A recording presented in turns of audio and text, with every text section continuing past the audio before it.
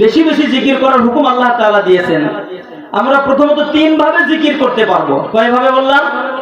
3 ভাবে। একটা হলো জবানের দ্বারা, এই জবানের দ্বারা, মুখের দ্বারা। 2 নম্বর হলো আমাদের শরীর, এই দেহের দ্বারা। 3 নম্বর হলো আমরা জিকির করতে পারবো আমাদের অর্থ সম্পদ, মালের দ্বারা। জবানের দ্বারা আল্লাহকে স্মরণ করতে পারবো, এই শরীরের দ্বারা আল্লাহকে স্মরণ করা যায়। আবার অর্থ সম্পদ এগুলো আল্লাহর রাহে খরচ করে আল্লাহকে স্মরণ করা যায়। জবানের দ্বারা কিভাবে স্মরণ করবেন? 1 নাম্বার তেলাওয়াত। কি করতে হবে? তেলাওয়াত। তেলাওয়াত করলে আল্লাহকে স্মরণ করা হয়। যখন কোন মুমিন মুসলমান কোরআনে পাকের তেলাওয়াত শুরু করে দেয়, আল্লাহ রাব্বুল আলামিন ওই বান্দা বান্দির দিকে তেলাওয়াত করা অবস্থায় প্রতিটি হরফের বিনিময়ে আল্লাহ তাআলা কমপক্ষে 10টি করে নেকি দিয়ে দেন। আল্লাহ রাব্বুল আলামিন সাকিনা নাযিল করেন। কোরআন যখন বান্দা তেলাওয়াত শুরু করে দেয়, আল্লাহর নবীজি বলেন, কোন মুমিন মুসলমান যখন সে তেলাওয়াত করে, সে শুধু তেলাওয়াতই করে না, বরং সে আল্লাহ তাআলার সঙ্গে কথা বলে। সুবহানাল্লাহ। এজন্য তেলাওয়াত করার দরকার আছে না? তো তেলাওয়াতের মাধ্যমে জিকির করতে পারবো, অর্থাৎ তেলাওয়াত করলেই আল্লাহকে স্মরণ করা হয়ে যাবে। 2 নম্বর হলো দোয়া করার দ্বারা আল্লাহ তাআলার দরবারে হাত তুলে তুলে দোয়া করা।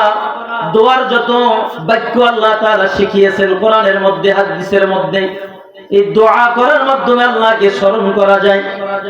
3 নম্বর হলো আসমায়ে হুসনা। ওয়ালিল্লাহিল আসমাউল হুসনা ফাদউহু বিহা। আল্লাহ তাআলা কোরআনুল কারীমের মধ্যে বলেন যে আমার সুন্দর সুন্দর নাম সমূহ আছে, আমার সুন্দর সুন্দর নাম ধরে ধরে তোমরা আমাকে ডাকো। সুবহানাল্লাহ। এসো না আল্লাহর নামে গান গাই, এসো না মন প্রাণ জুড়াই। আল্লাহু আকবার বলো, আল্লাহু আকবার, আল্লাহু আকবার বলো, আল্লাহু আকবার। ও মধুর নামটি মিটায় হতাশার জ্বালা, গলেতে পরো ও নামের মালা। ও নামের তুলনা মেলে না, মেলে না, তুলনা নাই নাই না। এসো না আল্লাহর নামে গান গাই, এসো না মন প্রাণ জুড়াই। আল্লাহু আকবার বলো, আল্লাহু আকবার। একটু বলেন, আল্লাহু আকবার বলো, আল্লাহু আকবার। 4 নম্বরে তাসবিহের মাধ্যমে আল্লাহকে স্মরণ করা যায়। সুবহানাল্লাহ, আলহামদুলিল্লাহ, আল্লাহু আকবার, লা ইলাহা ইল্লাল্লাহ। বলুন না, সুবহানাল্লাহ, আলহামদুলিল্লাহ, লা ইলাহা ইল্লাল্লাহ, লা ইলাহা ইল্লাল্লাহু মুহাম্মাদুর রাসূলুল্লাহ। এটা হলো জবানের দ্বারা। শরীরের দ্বারা কিভাবে করা যায়? নামাজ আদায় করার মাধ্যমে আল্লাহর জিকির হয়ে যায়। আল্লাহ রাব্বুল আলামিন সূরাতুল তাহার মধ্যে বলেন, ওয়া আকিমিস সালাতা লিযিকরি। আমার শরণার্থে তোমরা সালাত কায়েম করো। তাহলে শরীরের দ্বারা সালাত আদায়ের মাধ্যমে আল্লাহর জিকির হয়ে যায়।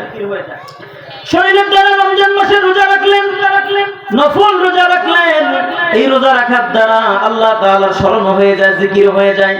শুধু তাই নয়, এই শরীর দিয়ে জিহাদের ময়দানে শত্রুদের সঙ্গে মোকাবেলা করার জন্য হয়তোবা মরবেন, অথবা হয়তোবা শহীদ হবেন, অথবা গাজী হবেন। এই জিহাদের ময়দানে শরীর দিয়ে যুদ্ধ করলে আল্লাহর জিকির হয়ে যায়। সুবহানাল্লাহ। তাহলে শরীরের দ্বারা। অর্থের দ্বারা কিভাবে আল্লাহ পাকের জিকির হয়? অর্থের দ্বারা হলো আল্লাহ রাব্বুল আলামিন অর্থ সম্পদশালীদের জন্য যাকাতকে ফরজ করেছেন। যাকাত আদায়ের মাধ্যমে, দান সদকার মাধ্যমে আল্লাহ পাকের জিকির আদায় হয়ে যায়। হজ করার মাধ্যমে জিকির আদায় হয়ে যায়, দান সদকা এগুলোর মাধ্যমে জিকির আদায় হয়ে যায়। সদকায়ে জারিয়ার দ্বারা, নফল ওয়াজিব সুন্নাত এগুলো আমলের দ্বারা আল্লাহ পাকের জিকির আদায় হয়ে যায়। বলুন না সুবহানাল্লাহ। করলে লাভ কি? লাভ আর লসের কথা সংক্ষেপে বলবো। করলে লাভ হচ্ছে হুয়াল্লাযী ইউসাল্লি আলাইকুম ওয়া মালাইকাতুহু লিইখরিজাকুম মিনাজ যুলুমাতি ইলান নূর। আল্লাহ রাব্বুল আলামিন বলছেন, যারা বেশি বেশি পরিমাণে জিকির করবে, সকাল ও সন্ধ্যায় জিকির করার গুরুত্ব বেশি পরিমাণে দিবে। সূরাতুল আহজাব 42 নম্বর 43 নম্বর আয়াত থেকে বলছি, যারা বেশি বেশি পরিমাণে জিকির করবেন এবং সকাল ও সন্ধ্যায় জিকিরের গুরুত্ব বেশি করে আদায় করবেন, আল্লাহ তাআলা বলেন আমি ওই সমস্ত জাকিরিন বান্দা বান্দির উপরে রহমত নাযিল করি। সুবহানাল্লাহ। ওয়া মালাইকাতুহু, আমার ফেরেশতা সমূহ তারা ওই সমস্ত জাকিরিনদের জন্য আমার দরবারে দোয়া করতে থাকেন। বলুন সুবহানাল্লাহ। জিকির করলে ফেরেশতারা কি করবে? দোয়া করবে, ক্ষমার দোয়া করবেন।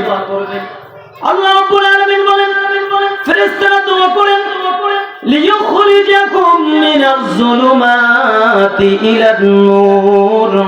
ফেরেশতারা দোয়া করতে থাকে এই দোয়া যে আল্লাহ অন্ধকার থেকে, পাপাচার থেকে, জুলুম থেকে আলোর পথে জাকিরিনদেরকে আপনি নিয়ে আসেন। সুবহানাল্লাহ। যারা বেশি বেশি জিকির করবে, সকাল সন্ধ্যায় জিকিরের গুরুত্ব দিবে, আল্লাহ তাআলা তো তাদের উপরে রহমত নাযিল করেন। ফেরেশতারা দোয়া করেন যাতে করে অন্ধকার থেকে আলোর পথে বের হয়ে আসে। আল্লাহ পাক বলেন ওয়া কানা বিল মুমিনিনা রহিমা। আল্লাহ তাআলা যারা মুমিন তাদের প্রতি আল্লাহ তাআলা রহম করেন, দয়া করেন। বলুন সুবহানাল্লাহ। এই আয়াতের তাফসীরের মধ্যে হযরত ইবনে আব্বাস রাদিয়াল্লাহু তাআলা আনহু বলেন আল্লাহ তাআলা জিকির ব্যতীত আর কোন ফরজ আমল